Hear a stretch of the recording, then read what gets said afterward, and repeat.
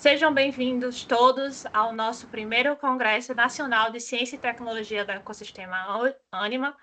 Tenho o prazer em receber hoje para a nossa palestra de Ciências Sociais Aplicadas com o tema Economia Digital e Novos Modelos de Negócio, os professores Rômulo Andrade de Souza Neto, doutor em Administração pela Universidade Federal do Rio Grande do Norte e professor do Programa Profissional e Acadêmico de Mestrado e Doutorado em Administração da UNP.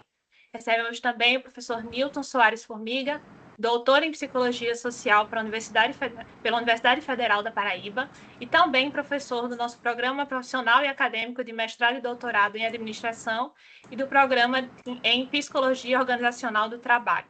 Sejam todos muito bem-vindos. Eu passo agora a palavra para o professor Rômulo para a gente iniciar. Perfeito. Então, queria aqui começar, apresentando aqui algumas informações, como a Natália trouxe já aqui, ela já apresentou, mas eu vou compartilhar minha tela aqui, certo? Então, inicialmente, gostaria aqui só de trazer algumas informações gerais aqui sobre a questão do programa, de pós-graduação em administração aqui da Universidade de Potiguar. Então, algumas informações básicas. Lembrar que o programa está situado aqui, a sede fica aqui em Natal, no Rio Grande do Norte. Foi criado aqui desde 2006, no caso, o mestrado profissional.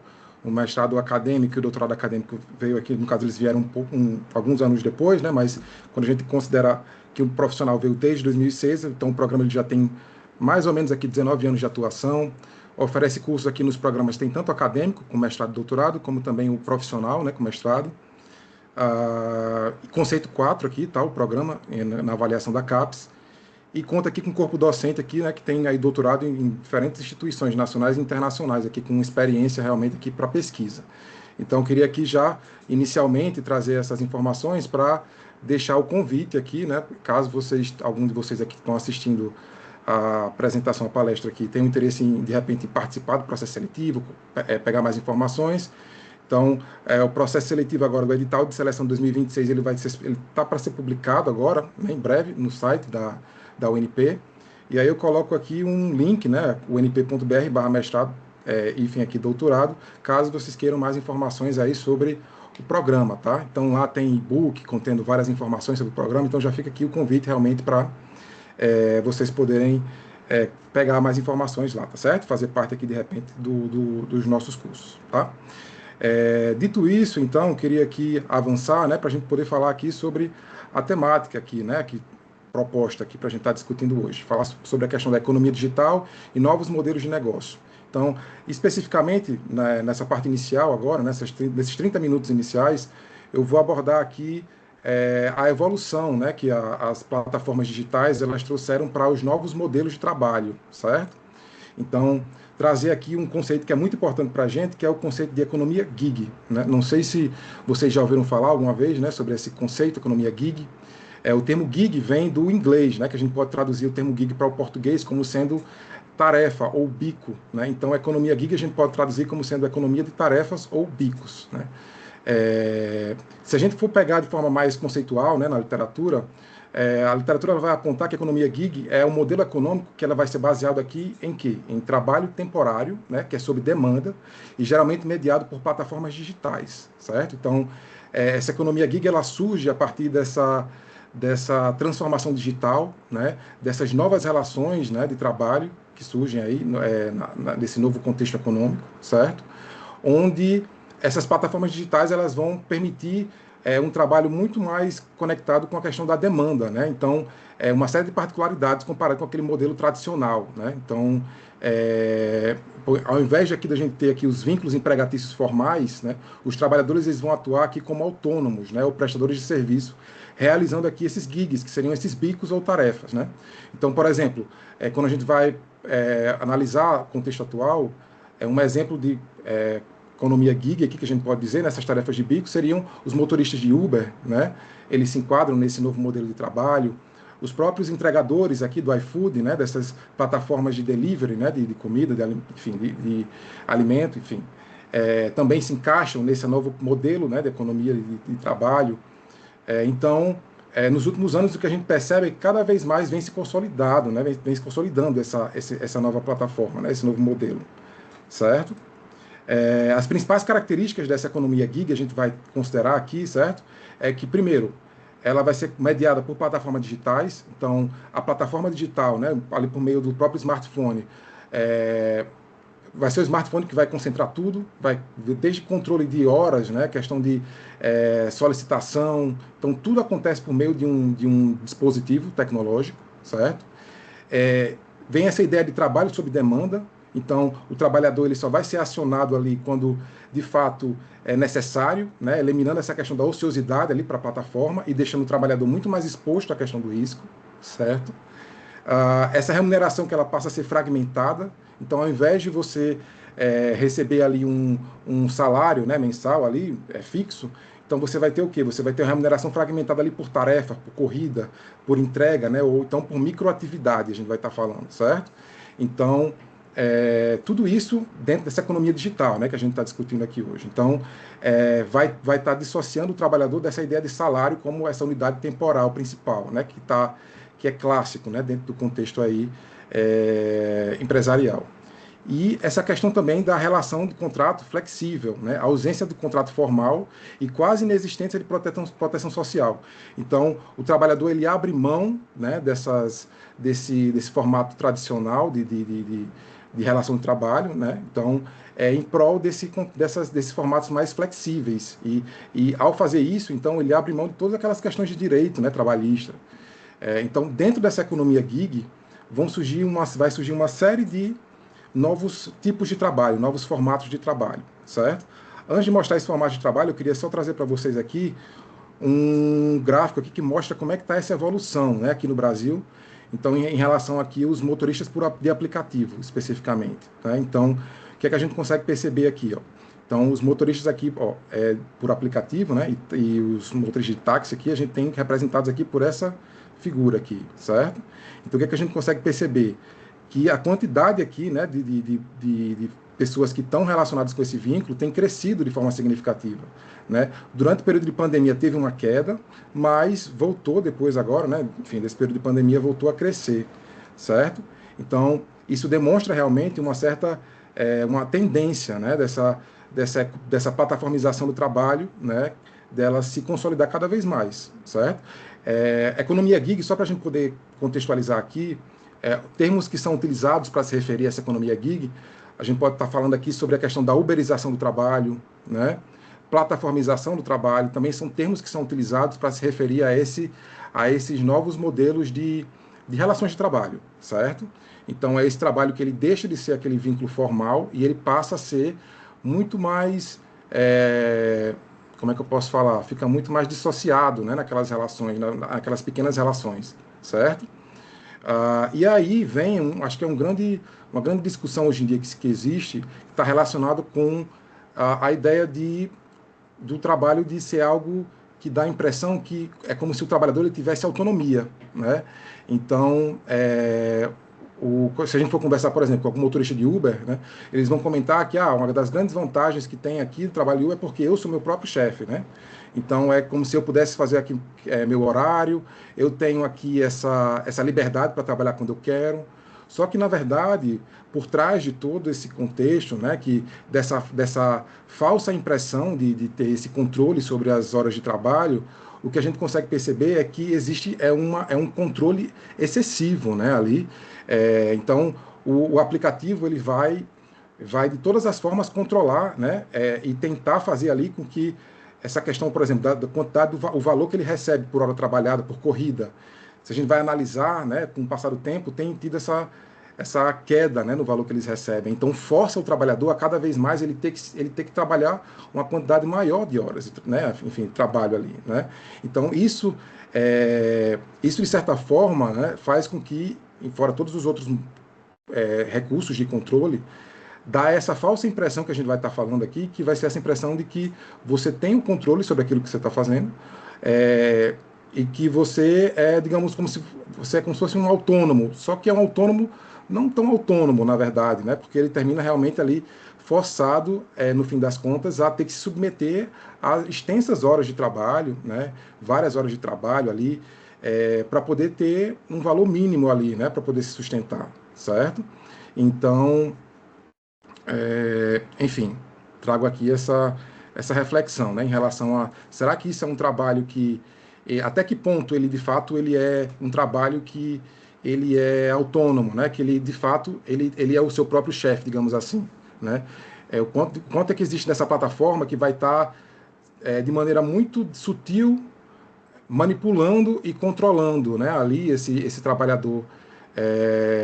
E aí entra também uma reflexão muito interessante, que é essa ideia de que o trabalhador, por ter essa impressão de que ele tem o controle sobre o trabalho, isso faz com que ele, de certa forma, ele se autocontrole, né? De certa forma, deixando a plataforma livre, né? E fazendo com que ele exerça nele mesmo esse controle, né? Pela produtividade dele, né? Então, a gente pode falar que Foucault fala muito sobre essa questão, né? Do controle, né? Do panóptico de Foucault, que é essa ideia de você fazer com que o trabalhador, né? Ele seja capaz de ele mesmo ele se controlar, né? Como é que eu posso dizer? Ele mesmo vai ser responsável pela, como é que eu posso falar aqui? Ele vai ser responsável pela própria manipulação mesmo do trabalho, né? E fazer com que aquilo ali ocorra, né? Enfim, como deve, ok? Então eu passo aqui agora para um próximo slide, onde eu mostro para vocês aqui essas diferentes formas de trabalho hoje em dia que existem, né? Disponíveis. Então, aqui a gente pode falar, por exemplo, a gente tem um microtrabalho, certo? Então, que a gente pode falar que esse microtrabalho é um novo formato de trabalho, que são pequenas tarefas, onde as pessoas elas vão receber ali um salário, enfim, um valor extremamente baixo para desenvolver ali pequenas tarefas. Não sei se vocês já ouviram falar alguma vez sobre uma plataforma chamada de Amazon Mechanical Turk. É uma das plataformas mais conhecidas quando a gente vai falar sobre microtrabalho, porque é exatamente isso. As empresas, elas têm a Amazon Mechanical Turk, né, como intermediária, então a Amazon Mechanical Turk vai ter seus usuários, né, que são os trabalhadores, os microtrabalhadores. Então, as empresas elas procuram a Amazon Mechanical Turk para contratar, né? E aí elas colocam lá no sistema, são pequenas tarefas, microtarefas, como por exemplo, eu preciso aqui eu preciso que alguém digite aqui o código de barras desses produtos aqui, né? Então, para cada código de barra que você vai lá e digita, você recebe centavos de dólar, né? Para você poder realizar aquelas pequenas tarefas. Então, tem tarefas que pagam 1 cento de dólar, pagam 5 centos de dólar, certo? E aí, só que são tarefas curtas, né? E tarefas muito, muito fáceis, né? Repetitivas, de certa forma, de serem realizadas. Então, a gente vai chamar isso exatamente desses microtrabalhos, né? Então, além disso, nós vamos ter outros formatos aqui também, né? Como esse online outsourcing, né? Que aí você terceirizar, né? Aquele formato de trabalho de forma online, né? Para que pessoas possam realizar, né? Aquela terceirização. Então, enfim, eu trago aqui para vocês essa imagem aqui, né? Como forma da gente ter essa representação dessas diversas representações aqui diferentes aqui que a gente tem, né? Tem trabalho aqui de multidão, né? Crowdworking. Então, essa figura aqui ela vai estar demonstrando essa variedade, tá? Essa diversidade de novos formatos de trabalho, certo? Não sei como é que está o tempo aqui, eu estou avançando aqui, mas quando tiver... Deixa eu avançar aqui. Aqui eu trago para vocês essa imagem aqui que vai mostrar como é que tá esses novos padrões aqui de trabalho, né, em relação ao contexto. Então nós temos aqui, ó, a relação de trabalho que a gente tinha um para muitos, né, agora muitos para um e temos muitos para muitos também, né. Então muda essas relações de trabalho, certo? O padrão de trabalho também muda aqui, né? Ele vai ter essa questão da descontinuidade, intermitente, prazo fixo não convencional também, né? Esse networking entre autônomos. Então, muda a questão do local de trabalho também, né? Que passa a ser não convencional, certo? Então, ao invés de a gente ter um contexto ali, por exemplo, dentro desse contexto agora de teletrabalho, né? Então, teletrabalho agora você pode trabalhar de qualquer local que você estiver, certo?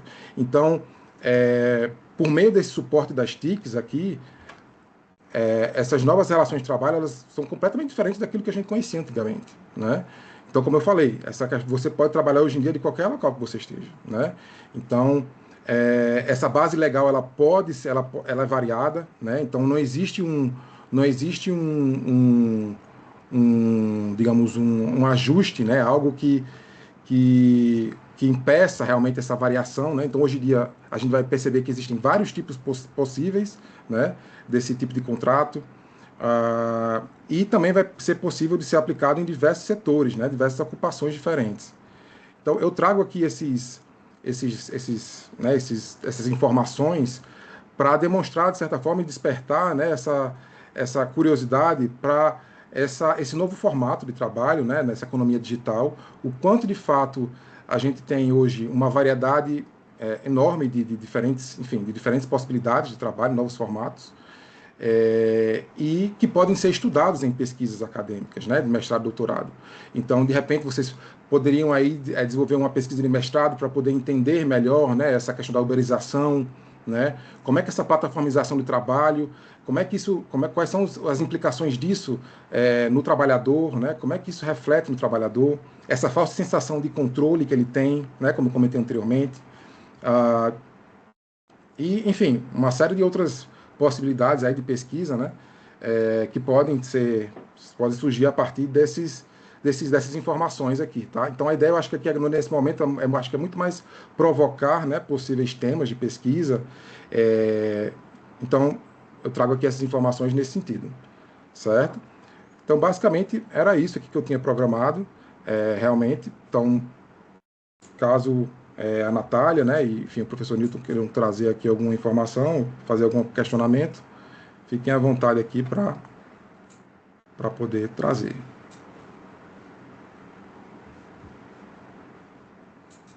Muito obrigada por compartilhar com a gente, professor Rômulo. Podemos seguir, então, para a apresentação do professor Newton, e aí, no final, a gente faz um pequeno debate sobre a temática, perfeito? Beleza, perfeito. Então, vou parar aqui.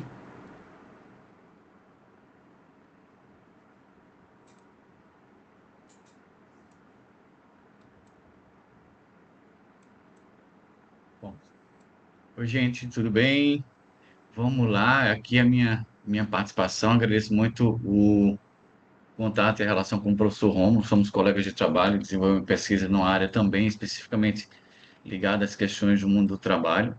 Ele, numa perspectiva mais tecnológica, em relação ao negócio, eu estou mais focado no comportamento humano.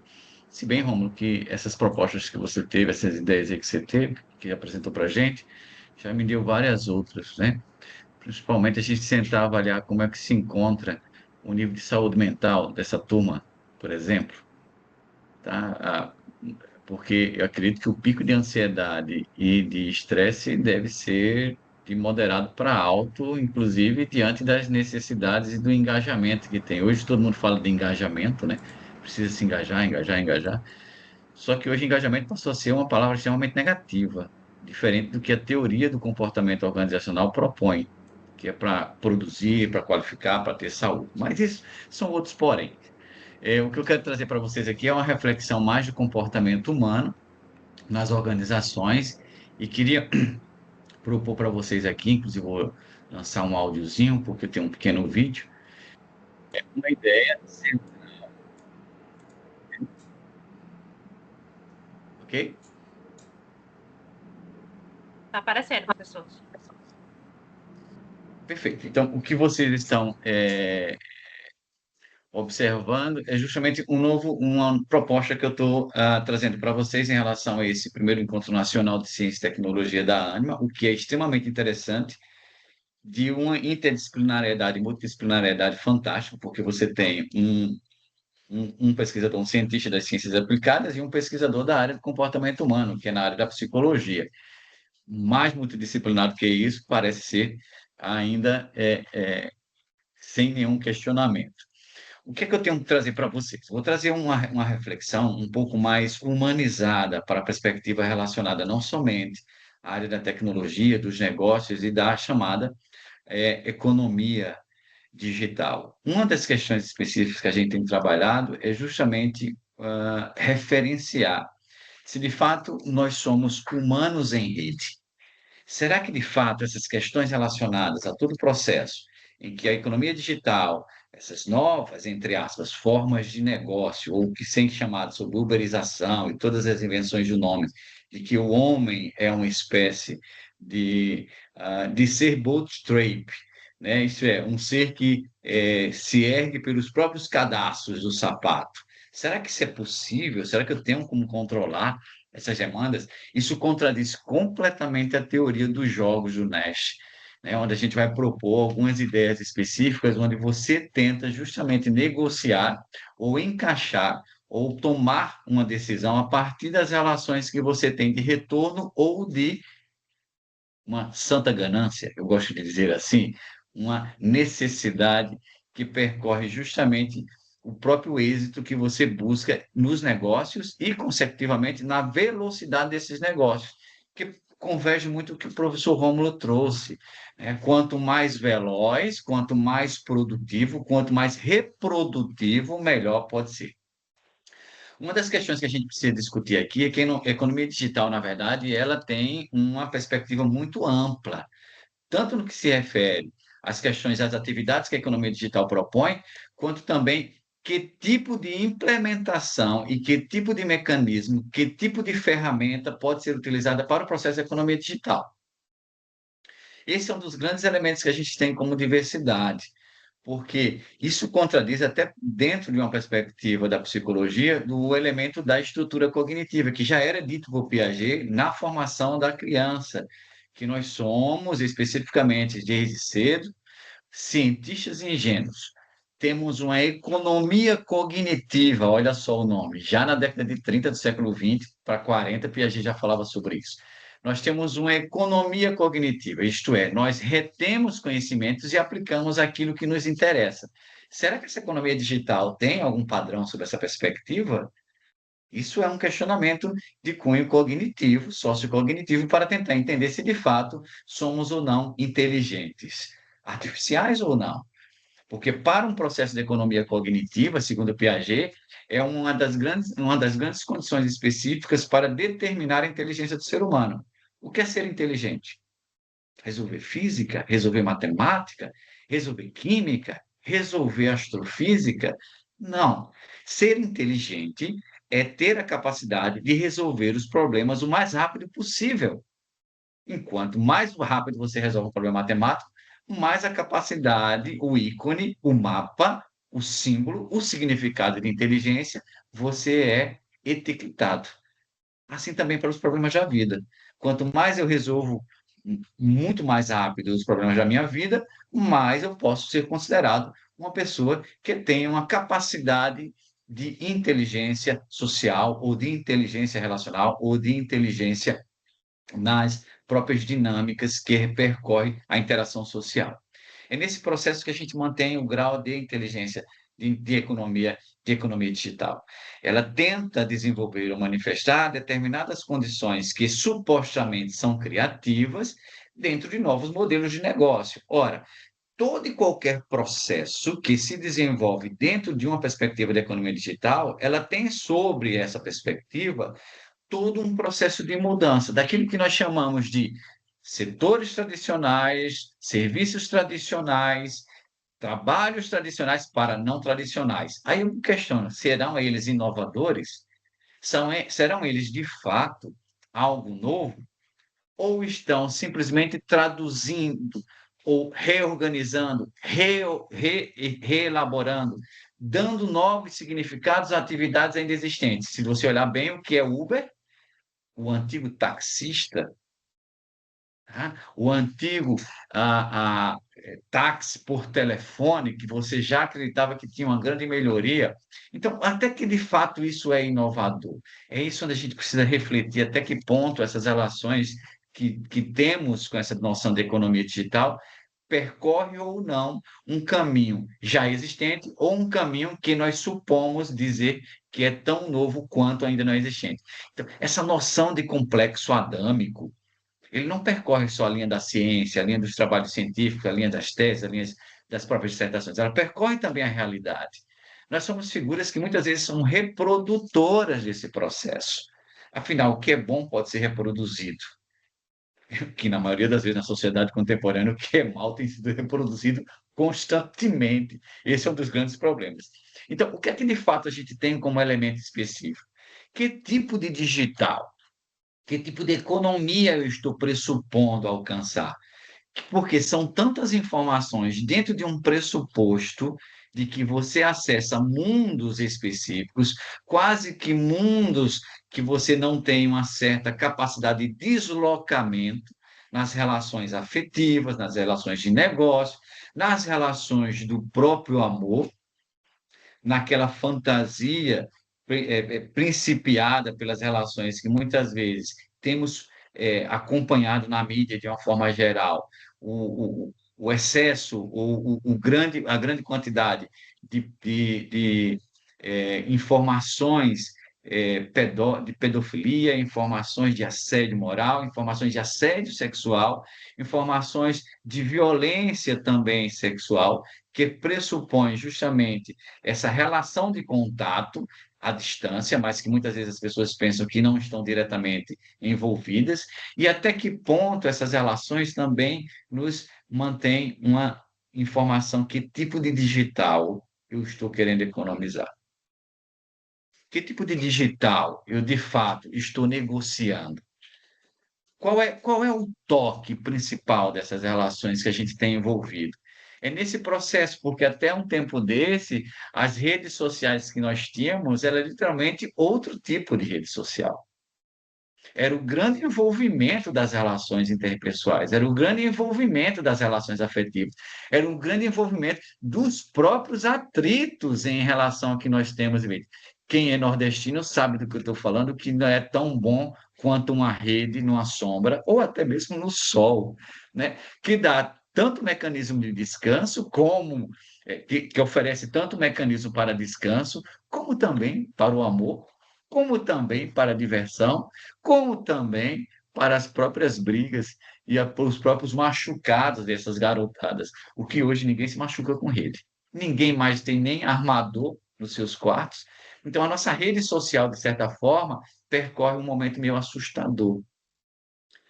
Que, ao invés de conectar de uma forma mais direta, transparente, adequada, sentimental, sensível e até mesmo de economia dos contatos que nós temos para nos tornar não somente amorosos e prazerosos, eles terminam agora nos acabando de isolamento, de distanciamento, de perspectivas relacionadas ao que nós chamamos da própria perspectiva monástica social.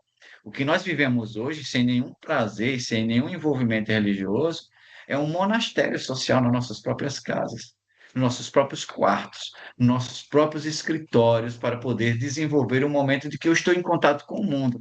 Nem sempre esse contato, de fato, é com o mundo, a não ser com o teu próprio mundo, e que muitas vezes é patológico, e que muitas vezes corre o risco de um processo muito maior e muito mais grave. Então, que tipo de economia digital humana nós estamos percorrendo? O que é que nós queremos tocar? O que é que nós queremos envolver? Como é que nós queremos nos relacionarmos? Preservarmos em todos os processos, seja no seu bairro, na sua rua, seja na sua casa, seja no seu trabalho, seja no seu escritório. É esse processo que mantém o grau de economia digital. Vamos ser substituídos por robôs, vamos ser substituídos, até mesmo hoje se discute com a revolução chinesa e japonesa, os robôs praticamente quase perfeitos como um ser humano em todos os processos de afeto para si, não de afeto para o robô, né? De afeto para quem, egoicamente, quer só ser amado, mas nunca quer amar. E aí tira toda a beleza shakespeariana, né? É melhor amar e ter sofrido do que nunca ter amado. E esse é um dos grandes momentos que a gente tem discutido sobre essas questões. Até que ponto essas relações mantêm também de economia digital? Quanto mais rápido eu digito, quanto mais rápido eu abrevio as informações, quanto mais rápido eu tenho a capacidade de gerir o conhecimento sobre a informação que a gente não tem, nós temos uma dificuldade hoje de grande repercussão na comunicação.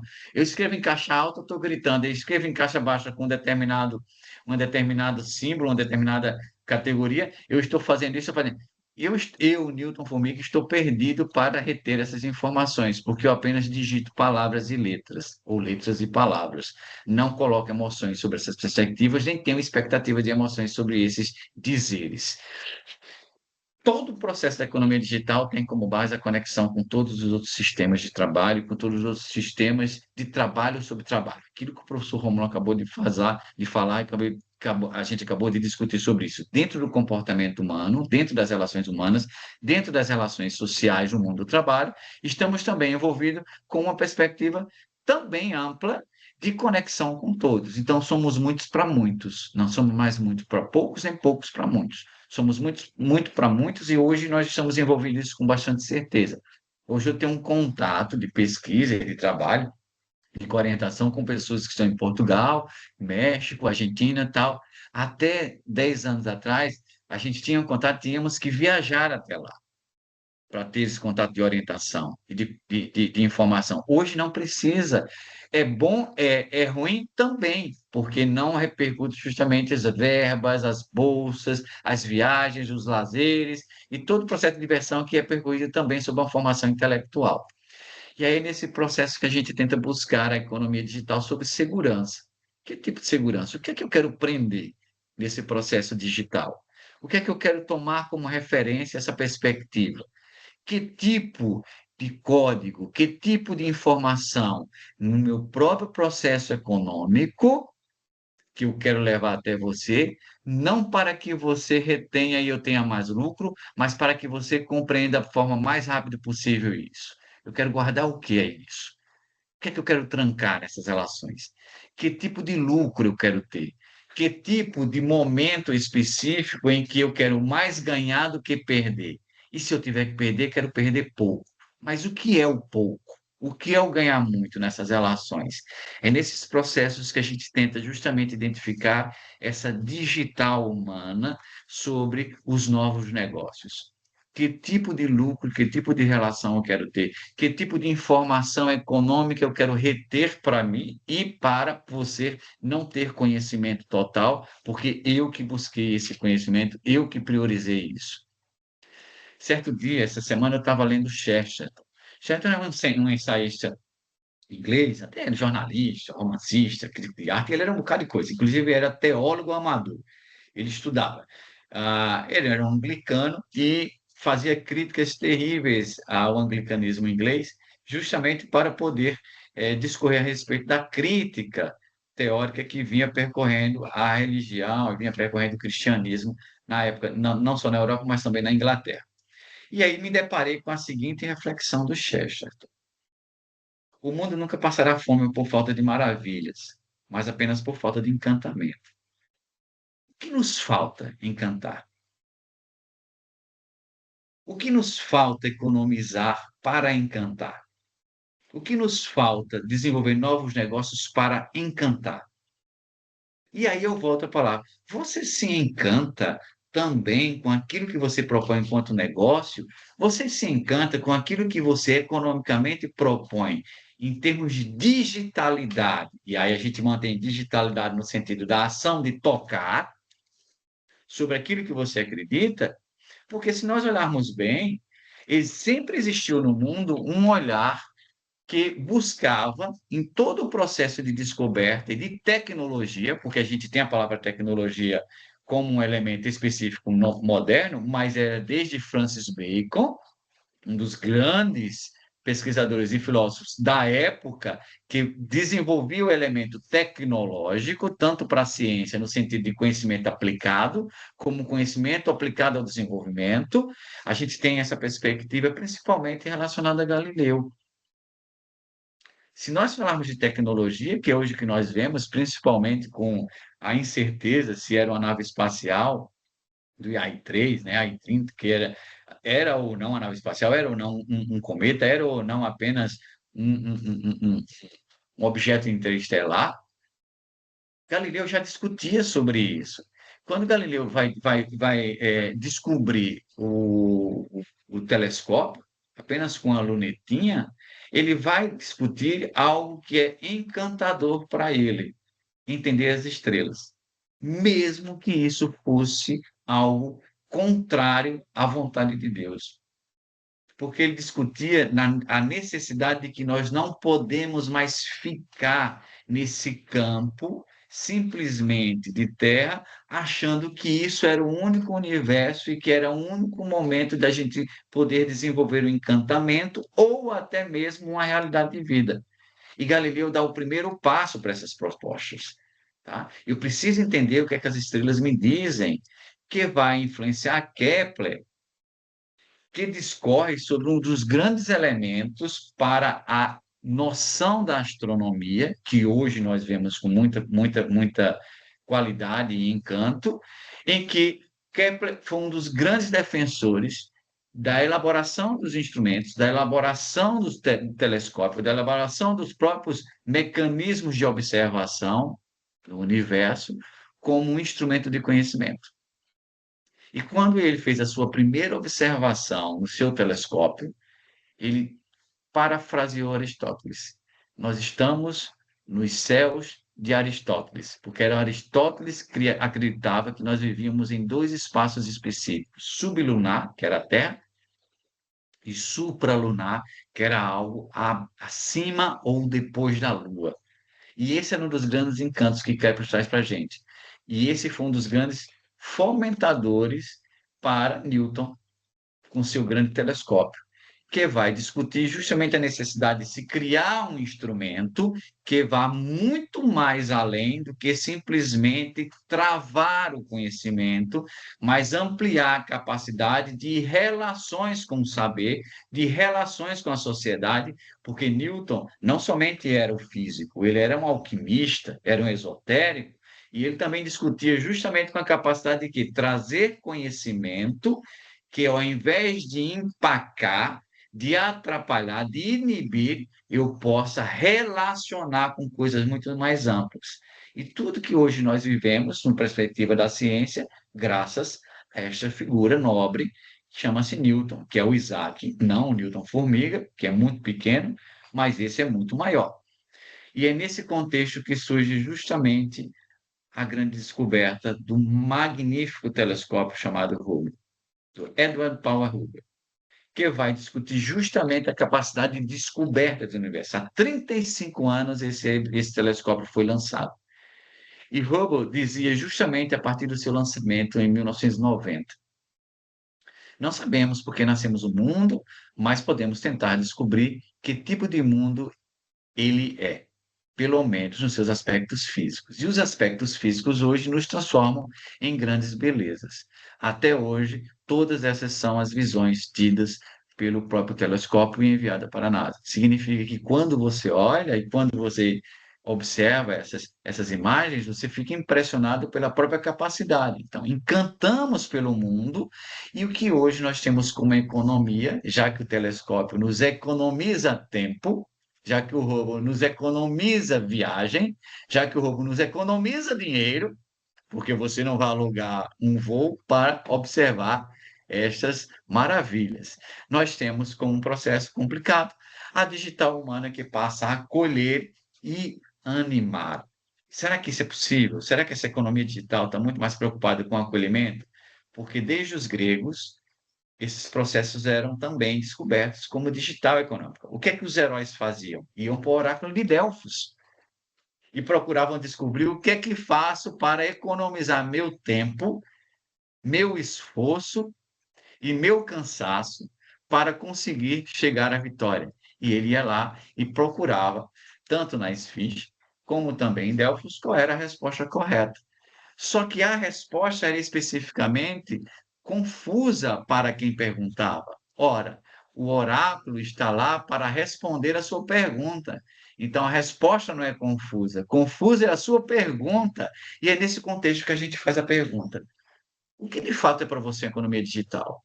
E dentro da economia digital, o que de fato está fazendo esses novos negócios dentro da sua economia digital? A quem você está animando? A quem você está acolhendo?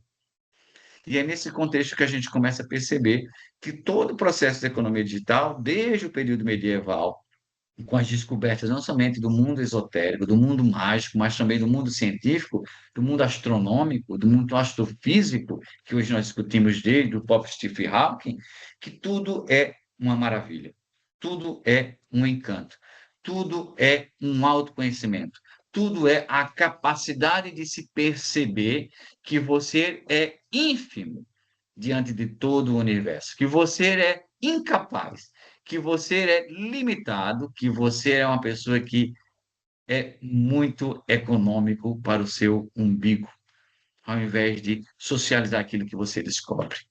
Muitas vezes a própria consciência, a própria ficção científica retém justamente essa necessidade desse conhecimento.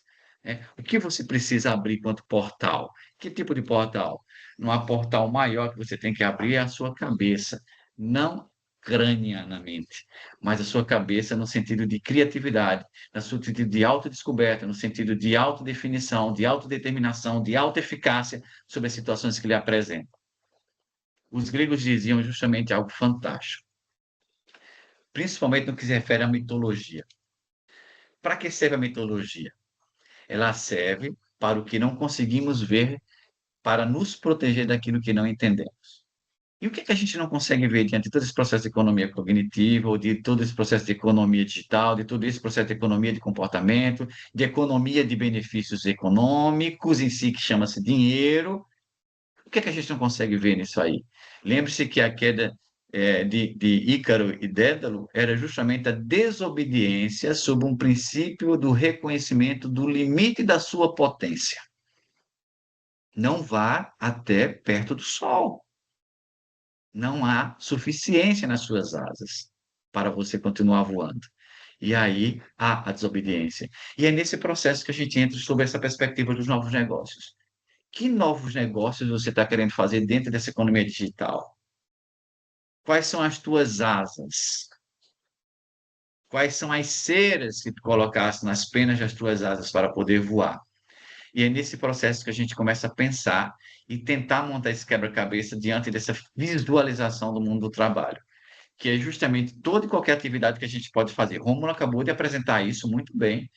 Todos os processos de atividade, de micro a macro, até meso, poderia estar se encontrando nos processos de atividade de trabalho.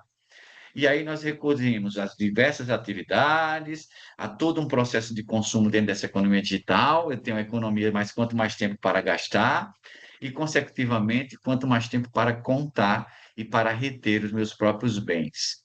Mas tudo isso não é uma condição específica, como se crê aí, nesse mundo do trabalho, dos burgueses. Lembre-se que burgueses vem de burgo e significa também do grande trabalhador que percorria a terra e dividiu bem o benefício com os reis. Mas todo e qualquer espaço específico trabalha com economia digital. Da feira livre à sua lanchonete e aos grandes negócios. Trabalha com economia digital e com perspectiva de novos negócios. Quem nunca viu na feira livre, passa o Pix. Ora, recentemente você anda por aí pela rua e alguém está pedindo uma ajuda, e eu tenho um Pix, está lá. Dentro desse processo, apesar das dificuldades e da própria do absurdo em relação a ainda ter pessoas pedindo ajuda, pedindo esmola, é uma dinâmica que tem. Eu tenho um Pix também. Eu tenho também um negócio específico que tem sido desenvolvido, se é que a gente pode falar de esmola, um grande negócio, que aqui já tem discutido algumas coisas em relação a esse tipo de função. Então, qual é o objetivo central, mas não eterno da economia digital e dos novos negócios? Transformação estrutural do valor. Aquilo que saímos de foco tradicional para ativos intangíveis. Dados, algoritmos, reputação digital, mas o que são mesmo ativos intangíveis? São só negócios? É aquilo que a gente não vê? É todo um processo de inovação que tem como destino a questão da evolução ou não? Centralidade de dados, isto é, este é o que nós chamamos do novo petróleo, do século infinito.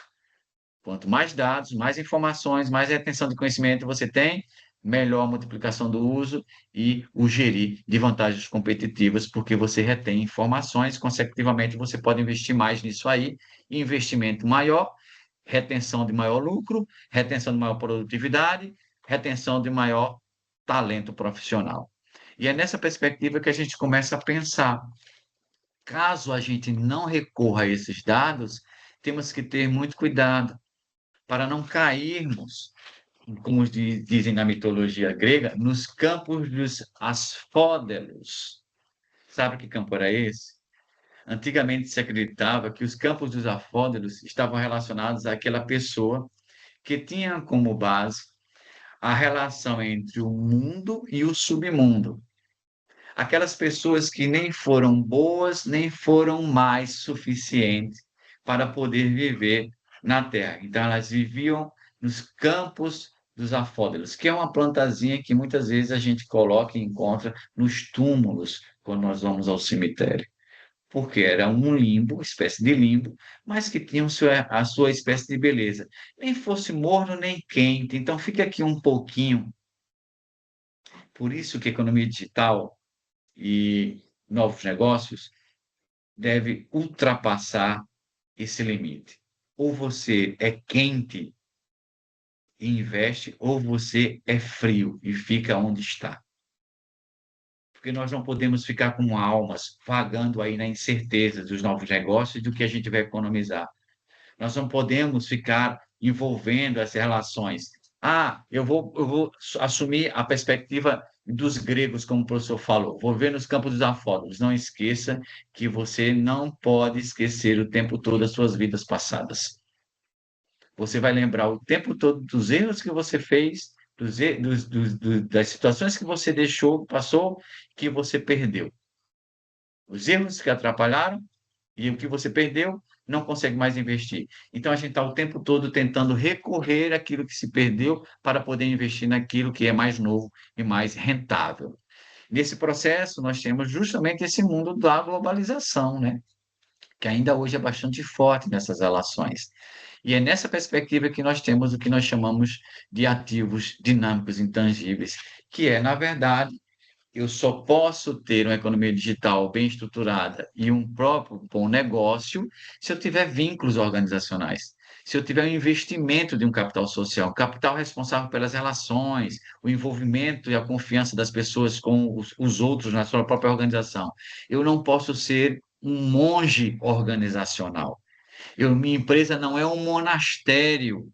Até no monastério existem negócios, os monges produzem, os monges investem e vendem para a sua sustentabilidade. Imagine numa empresa. E foi com base nisso que nós elaboramos uma pesquisa, eu e meus alunos, no mestrado, sobre atitudes inovadoras, que era uma crítica que nós tínhamos. Falava-se muito de inovação, falava-se muito de elementos inovadores, de instrumentos inovadores, mas nunca de atitudes inovadoras. Então, nós rediscutimos a noção dos investimentos e elaboramos um conceito de atitudes inovadoras. Pensamento criativo, disposição para desafiar o status quo, e aí a gente vai envolvendo todos os processos de trabalho e passamos a desenvolver uma pesquisa, tentando entender se as atitudes inovadoras do próprio talento, do próprio trabalhador, do servidor, do próprio funcionário, estava centrado na relação do suporte organizacional, quanto a instituição e a organização investe nas suas atitudes, e qual a relação com o capital social, o investimento da sua própria dinâmica relacional, dos seus próprios conjuntos de relações com seus pares de iguais, com a forma de pensar, com a sua inteligência e com a estrutura organizacional. E nós teorizamos sobre isso, encontramos esses resultados. Quanto maior o suporte organizacional, maior a atitude inovadora, e quanto maior o suporte organizacional, maior o capital social e a atitude inovadora. Só que nós esperávamos que tivesse um maisinho muito maior, já que era bom. E aí isolamos essa variável. Vamos isolar essa variável, saber se a gente consegue ter uma relação maior? O que foi que a gente encontrou?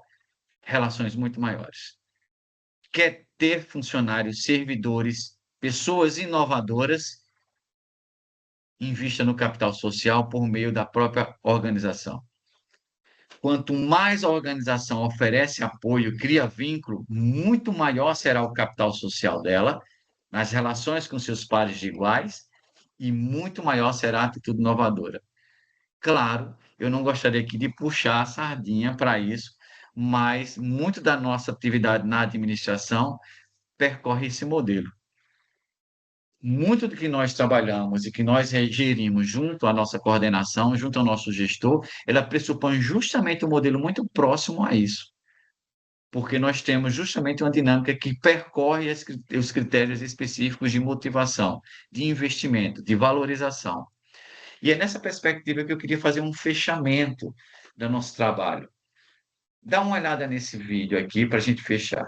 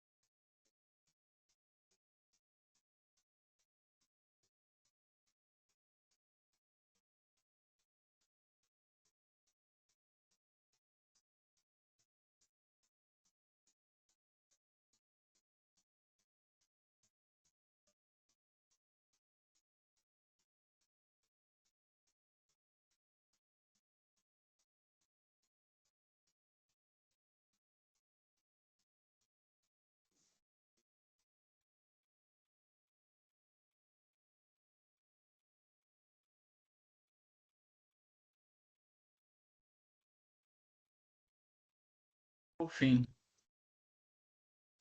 inovação é trabalhar duro, mas estar disposto à frustração, saber lidar com as dificuldades, saber lidar com os elementos surpresa, saber lidar que você não controla a vida, apesar de você estar vivo e fazer seus exercícios e tomar seus remédios e amar também, mas você não controla nada disso.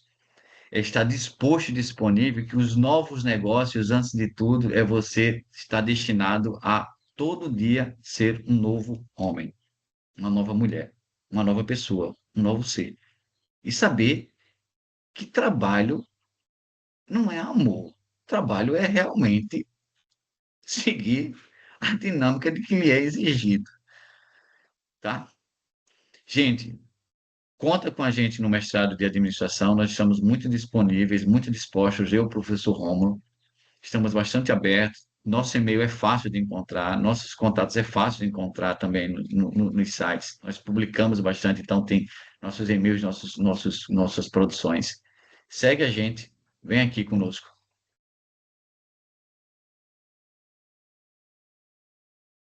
Mais uma vez, queria agradecer também a presença do professor Newton, a presença do professor Rômulo, fazer mais uma vez um incentivo para que vocês procurem a pós-graduação, procurem o mestrado, o doutorado da UNB, principalmente o programa de administração, e dar continuidade aos estudos e também à área de pesquisa dentro da Ânima. É sempre muito bom receber novos pesquisadores, né, professor Rômulo, né, professor Newton? Com certeza. Exatamente. Então, mais uma vez, agradecer a presença de vocês com a gente, a dividirem o conhecimento de vocês aqui na palestra da área de Ciências Sociais Aplicada. Eu quero só afirmar que o formulário de presença vai estar na descrição do vídeo, para que vocês possam preencher o formulário e receber o certificado pela participação. E, mais uma vez, agradecer a presença de todos. Mais uma vez. Tchau, tchau. Tchau, obrigado. Um abraço. Valeu, pessoal. Tchau, tchau.